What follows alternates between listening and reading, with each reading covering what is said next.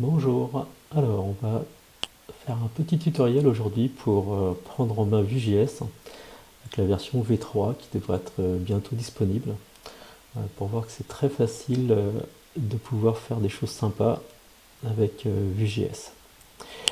Donc là on va faire juste un petit panier d'achat, on va avoir un produit avec un prix unitaire et on pourra donc ajouter ce produit au panier avec un bouton et aussi donc pouvoir changer la quantité facilement. Voilà. Donc côté HTML, la structure est assez simple. Ce qui est important, c'est d'avoir une div qui sert de container pour Vue.js. Et donc cette div là, généralement, elle aura l'ID app. Et ensuite, vous mettez le code HTML pour votre panier. Donc on va coder ça. Voilà. Je crée une page HTML. Je la mets en français. Je change de title.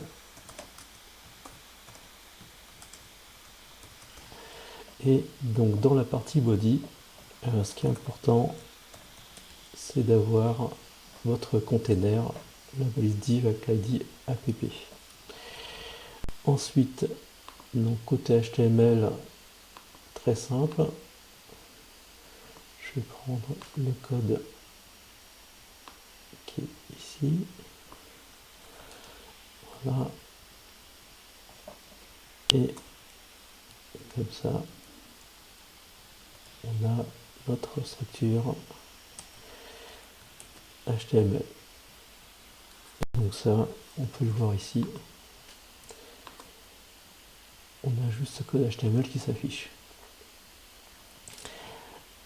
Ensuite, donc, on va charger le code de Vue.js. Pour ça, donc, il faut une balise de script. Voilà. Qu'on rajoute en dehors de la div, après la div app. Une fois qu'on a chargé Vue.js grâce à cette balise, là, on va rajouter la balise de script pour notre code Vue.js.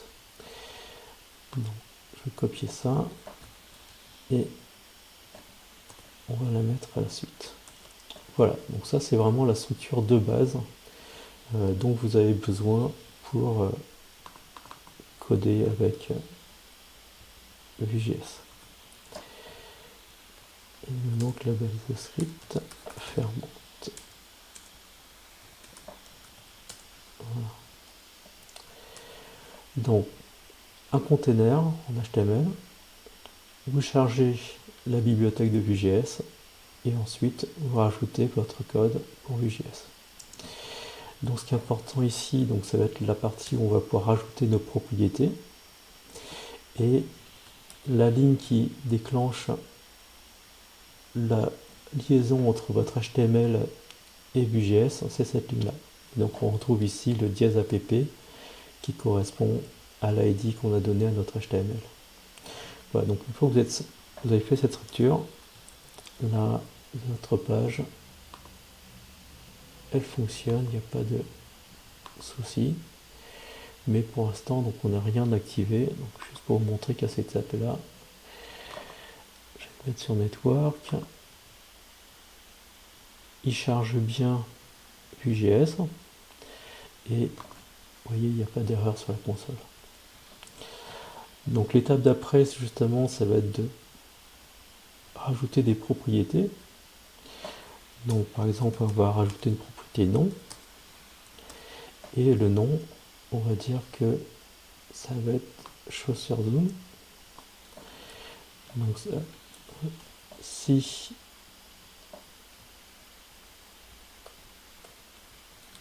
le nom, ça doit être chaussure zoom, vous allez copier le texte dans JavaScript.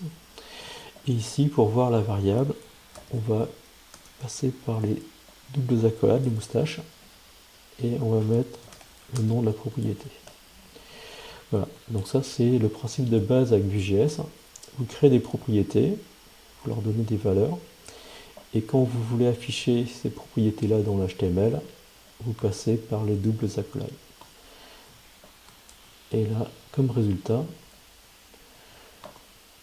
vous voyez, on voit un petit moment qu'on a le code sans Vue.js, et une fois que Vue.js est prêt, on a le code qui change au texte avec la bonne valeur. Donc on va faire ça aussi pour le prix unitaire. Là ici, on va avoir un prix unitaire. Voilà. Et donc ici, je vais rajouter une propriété prix unitaire de 99. Voilà. Ensuite, on va avoir la quantité. Et donc là, pour l'instant, la quantité, elle est égale à 0. Voilà. Et donc là, pour l'instant, vous voyez, Vue.js remplace bien les valeurs.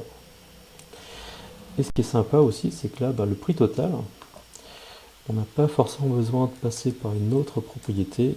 On peut lui dire de faire le calcul directement. Prix unitaire multiplié par quantité. Voilà. Et donc là, on voit que on a bien le résultat qui est 0. Et là déjà, vous voyez que tout va être synchronisé. C'est-à-dire que si je change avec la console la quantité, je mets 1, vous voyez que dans le HTML, la valeur d'affichage de quantité a changé et le prix total aussi a été mis à jour. Et si je change la quantité, je mets par exemple 10, vous voyez que automatiquement l'affichage dans la page est synchronisé avec les valeurs des propriétés de Vue.js. Ça, c'est vraiment le côté très très sympa. Et vous voyez que ça se fait très facilement. Et donc là, je voudrais rajouter le fait que quand on va cliquer sur le bouton, on veut ajouter un élément au panier. Et là encore, avec Vue.js, c'est très facile. Sur la balise button, vous rajoutez la propriété @click égale. Et dans l'attribut, vous pouvez simplement faire quantité plus plus. Et là, le fait d'avoir ajouté ça fait que maintenant, quand je vais cliquer sur le bouton, j'ajoute bien un élément au panier et vous voyez que la valeur affichée par la quantité se met à jour et le prix total aussi se met à jour. Vraiment très facile et très rapide à faire. Et donc là, je voudrais que là, le champ input avec le type range, il soit aussi connecté à la quantité. Et donc pour faire ça, avec les formulaires, dans le champ de formulaire, vous allez rajouter un attribut spécial, vModel, et vous allez dire que ce champ de formulaire va être relié à votre propriété quantité. Et juste le fait de faire ça, là, quand vous rafraîchissez, vous voyez que tout est mis à 0, et quand je rajoute un élément au panier, le type range est bien synchronisé. Et là, quand je vais changer le type range, vous voyez que la valeur de la propriété est aussi modifiée et tous les affichages sont bien synchronisés. Voilà. Et donc vraiment ça, juste en quelques lignes de code, tout est très simple, comme vraiment on s'attendrait à ce que le visiteur le voit. Donc ça, c'était sur l'HTML. Et donc là, ce qui serait aussi sympa, c'est de pouvoir contrôler du CSS avec Vue.js. Et donc là, je vais utiliser la div. Donc là, pour l'instant, on a mis du HTML et du CSS en dur. Et vous pouvez rajouter 2 points devant style. Donc ça donne la main sur l'attribut avec Vue.js. Et à partir de là, on peut commencer à écrire du code. Donc je transforme ça en code Vue.js, donc c'est un objet JavaScript. Et je vais rajouter une propriété with cette propriété with, je vais lui dire que c'est la quantité plus le pourcentage. Donc on va faire varier la largeur de la div en fonction de la valeur de la propriété quantité. Voilà. Et donc une fois que j'ai fait ça, voilà, à chaque fois que je rajoute un élément au panier, vous voyez que la div change de largeur. Et quand je fais varier le input, tout est synchronisé, le HTML et aussi le CSS. Voilà. Et là, on peut inspecter le code pour voir qu'en effet, tout est synchronisé.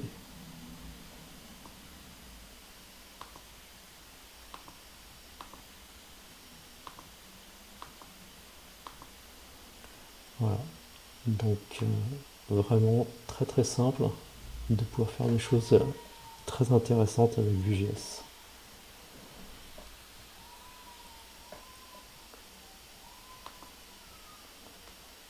On va relancer la lecture pour avoir la synthèse vocale.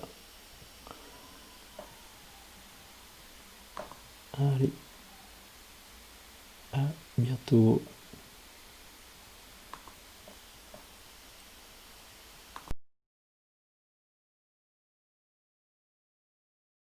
Tutoriel pour coder avec Vue.js V3 en mode facile. Objectif: coder un panier d'achat simple qui calcule le prix total en fonction de la quantité choisie et du prix unitaire. Coder la page HTML. Ajouter une balise qui sert de container qui délimitera l'action pour Vue.js. Généralement, on donne comme ID égale app. Dedans, on pourra créer les bases de notre panier d'achat. Nom du produit, chaussures Xoom. Prix unitaire, 99 €. Bouton pour ajouter un produit. La quantité choisie par le client. Le prix total du panier. Ajouter le code JS pour Vue.js. Il faut ajouter une balise script pour charger le code complet de Vue.js. Ensuite, il faut ajouter une autre balise script pour ajouter son code JS. Dans notre code JS, on ajoute des propriétés qui seront synchronisées avec le code HTML. Modifier le code HTML pour insérer les codes pour Vue.js. Ensuite, si on veut afficher la valeur d'une variable, il suffit d'écrire non variable dans le HTML. Il est possible de faire des calculs simples, par exemple, quantité astérisque prix x unitaire. Et si on veut ajouter un event listener sur le clic, il suffit d'ajouter un attribut @click dans le HTML. Et il est aussi possible de relier Vue.js avec les champs de formulaire et CSS. Naturellement, Vue.js peut interagir avec les propriétés CSS. Essayez de coder tout ça, sans utiliser Vue.js, vous allez apprécier cette simplicité. De plus, la documentation est traduite en français et très bien construite pour démarrer rapidement.